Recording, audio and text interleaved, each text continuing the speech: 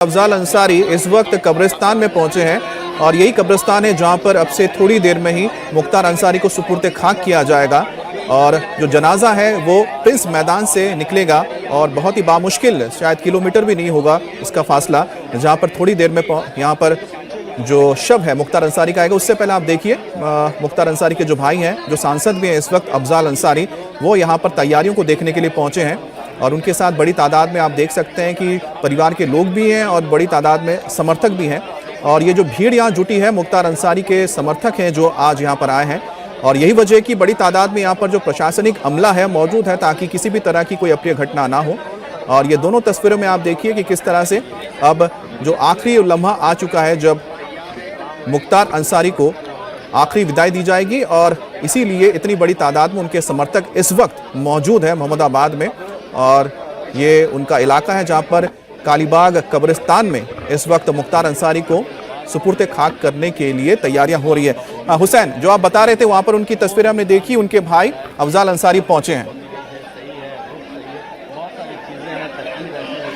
अमित, देखिए ये जो सड़क आप देख रहे हैं, यहाँ पर सारे हिंदू भाइयों के घर हैं और सभी घरों पर आपको लोग नजर आएंगे। आप देखिए जिस छत पे मैं खड़ा हूँ यहाँ भी बहुत सारे लोग आए हुए हैं जो यहाँ से जनाजा देखेंगे, जनाजा देखने की कोशिश है सबकी। सब ये चाहते हैं कि एक बार आखिरी बार वो मुख्तार को देख सकें, क्योंकि इस इलाके के लिए मुख्तार बिल्कुल अलग है, बिल्कुल अलग उनकी छवि इस इलाके में उनकी है। आप सारी छतों पर अगर आप देखें, जिस रास्ते से जनाजा गुजरना है उस तमाम छतों पर जो है वो लोग हैं, सड़क के किनारे लोगों का हुजूम लगा है। पुलिस जो है वो रास्ता क्लियर करने की कोशिश में लगी हुई है ताकि जब जनाजा वहां से निकले तो कब्रिस्तान में जो कब्र है वहां तक पहुंचने के बीच किसी तरह की कोई रुकावट भी, मुझे लग रहा है कि डीएम साहिबा भी जो है यहाँ की, वो भी यहाँ मौके पर मौजूद है। फरमान जरा सा और क्लोज करिए, वहां पर जो सूट में आपको नजर आ रही हैं वो यहाँ की डीएम साहिबा हैं, वो भी यहाँ पर मौके पर हैं। एसपी जो है सिटी के वो भी यहाँ मौके पर मौजूद हैं और लगातार जो है व्यवस्था जो है उसको कायम रखा जा सके इसकी कोशिश जो यहाँ के जो महज़्ज़ब लोग हैं, जो सीनियर्स हैं यहाँ के, उनके साथ जो है। अब देखिए ये एक तरह का फ्लैग मार्च सा है ये छोटा सा, क्योंकि मैं देख रहा हूँ आप जो बता रहे हैं शायद वो अनाउंसमेंट भी लगातार किए जा रहे हैं। जो एसपी है आगे की तरफ, जी हुसैन, आप जो बता रहे हैं पूरा प्रशासनिक अमला वहाँ पर मौजूद है और लगातार वहाँ पर शायद माइक से लोगों को बता भी रहा है कि उनको यहाँ पर अनुशासन बना के रखना है। विशाल, जैसा कि आप बता ही रहे थे कि किस तरह से योगी आदित्यनाथ का एक जीरो टॉलरेंस है क्राइम को लेकर, लेकिन कुछ ऐसा ही देखने को मिला था जब 1991 में के दौरान जब कल्याण सिंह बने थे मुख्यमंत्री। उस दौरान ही शायद पहला मौका था जब मुख्तार अंसारी को पकड़ा भी गया था, लेकिन शायद वो फरार होने में कामयाब रहा। उसके बाद वो पंजाब भाग गया, फिर पंजाब में जाकर उसने अपना गैंग तैयार किया जिसको कहते हैं इंटरस्टेट गैंग तैयार हुआ और लंबे वक्त तक उस गैंग को वो चलाता भी रहा।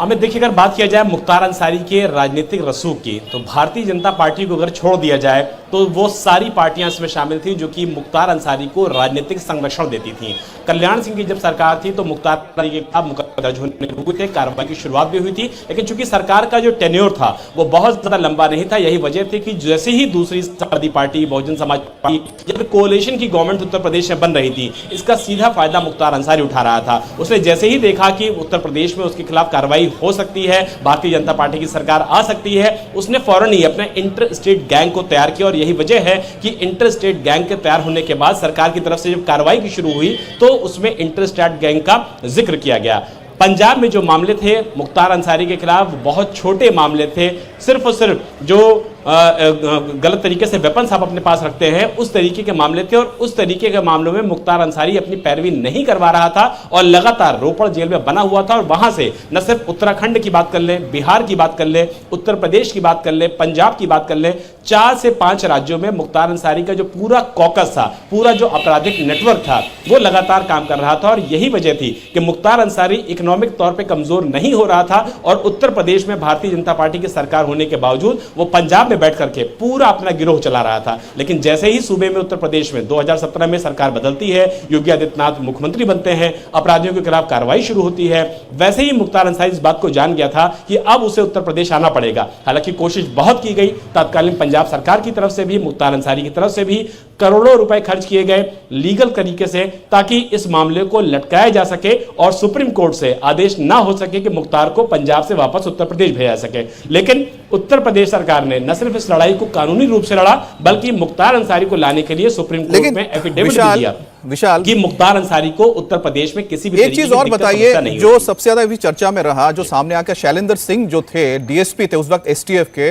और उन्हीं के दौरान उन्होंने ये पूरा का पूरा आप कह सकते खुलासा किया था कि इस तरह से जो एक एलएमजी है लाइट मशीन गन वो मुख्तार अंसारी ने हासिल कर लिया था अपने विरोधी गैंग्स पर हमला करने के लिए। लेकिन उस डीएसपी को आखिरकार नौकरी छोड़ देनी पड़ी क्योंकि उनके ऊपर उस वक्त के तत्कालीन मुख्यमंत्री मुलायम सिंह का दबाव था। तो अपने आप में बड़ा सवाल होता है कि उस वक्त आखिरकार सरकार क्यों संरक्षण देती थी और क्यों इन माफियाओं को पाला जाता था? विशाल,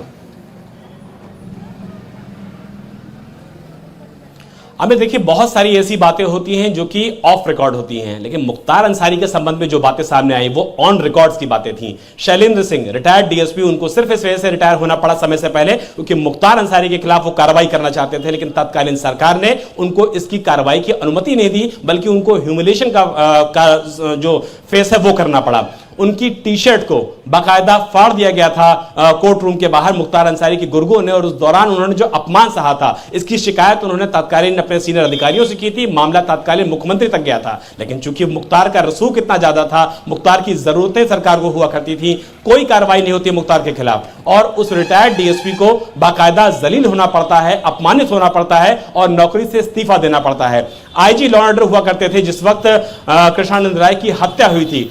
ब्रिजलाल, उनका कहना था कि हमारे पास जानकारी थी, पूरी इंफॉर्मेशन थी कि बड़ा फाटक पर गाजीपुर पर मुख्तार अंसारी के पैतृक आवास पर मुन्ना बजरंगी, अतीक उर रहमान, इसके अलावा संजीव महेश्वरी जीवा और वो तमाम शूटर्स जो कि उस दौरान मौजूद थे कृष्णानंद राय की हत्या के लिए, वो सब मौजूद थे। सबके पास स्वचालित हथियार थे, ऑटोमेटिक वेपन्स थे, AK-47 का इस्तेमाल हुआ था, लेकिन सारी जानकारी मुख्यमंत्री लेवल तक शेयर होने के बावजूद कार्रवाई नहीं होती है। और ऑन रिकॉर्ड ब्रिजलाल जी इस बात का जिक्र करते हैं कि अगर उस वक्त ये कार्रवाई हुई होती तो शायद कृष्णानंद राय आज जिंदा होते। तो ये वो चीजें हैं जो कि ऑन रिकॉर्ड्स में है कि मुख्तार की सरकारें किस तरीके से मदद करती थी, और यही वजह थी कि वो बड़बोलापन उसके अंदर आया, उसके अंदर हिम्मत आई, और उसके बाद उसने सोचा कि सरकार उसके आगे बौनी है, और उसके बाद उसने जो सोचा, जैसा सोचा, जिसके बारे में सोचा, उसके खिलाफ न सिर्फ हत्या करवाई बल्कि तो एक लंबा ग्राफ रहा है, लंबी हिस्ट्री रही है मुख्तार अंसारी की। विशाल जैसा बता रहे हैं। अच्छा विशाल, मैं आपको रोक रहा हूं, एक बार फिर से हम तस्वीरों में लौटते हैं। तस्वीर आप देख रहे हैं सीधा गाजीपुर से है,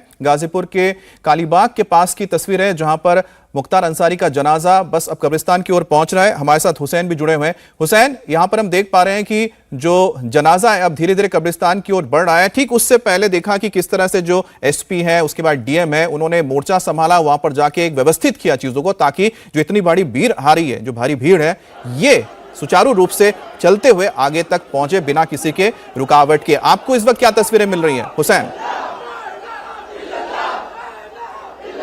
अमित, आप तस्वीरों में देखिए जनाजा जो है वो कब्रिस्तान के बिल्कुल गेट की तरफ पहुंच रहा है, और अब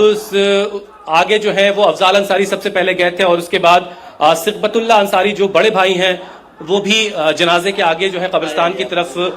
चले गए। यानी जो जहां पर मिट्टी होनी है वहां पर दोनों बड़े भाई पहुंच चुके हैं। उमर अंसारी जनाजे के आगे आगे चल रहे हैं, और जो फैमिली के और तमाम मेंबर्स हैं, हर तरफ गर्दो गुबार से उड़ रही है। इतने लोग हैं यहाँ पर कि पैर रखने तक की जगह नहीं। आप देखिए जहां कहीं से लोग, फरमान जरा इस तरफ भी दिखाइए, लोग खेतों के जरिए कहां कहां से लोग चले आ रहे हैं। आप इधर देखिए, दूर दूर से लोग जो है वो कब्रिस्तान पहुंचने की कोशिश कर रहे हैं।